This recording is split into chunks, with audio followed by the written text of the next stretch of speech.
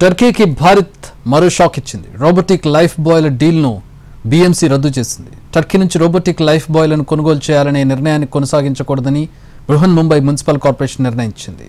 పాకిస్తాన్కు టర్కీ మద్దతు ఇవ్వడంపై భారతదేశం విమర్శలు వచ్చిన నేపథ్యంలో నిర్ణయం తీసుకున్నారు.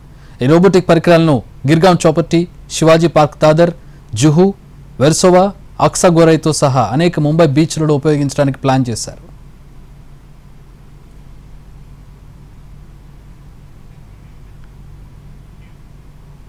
మునిగిపోతున్న వ్యక్తులను రక్షించడంలో లైఫ్ గార్డులకు సహాయం చేయడానికి రోబోటిక్ లైఫ్ బాయ్లను రూపొందించారు. ప్రతి యూనిట్లో డ్యూయల్ వాటర్ జెట్లు, 10,000 mAh రీఛార్జబుల్ బ్యాటరీ, 200 కిలోల వరకు బరువు మోయగలవి.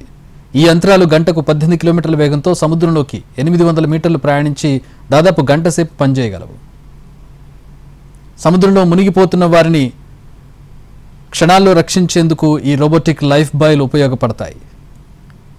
ఈ నేపథ్యంలో టర్కీ నుంచి వాటిని దిగుమతి చేసుకునేందుకు ఆర్డర్ ఇచ్చింది బృహన్ ముంబై.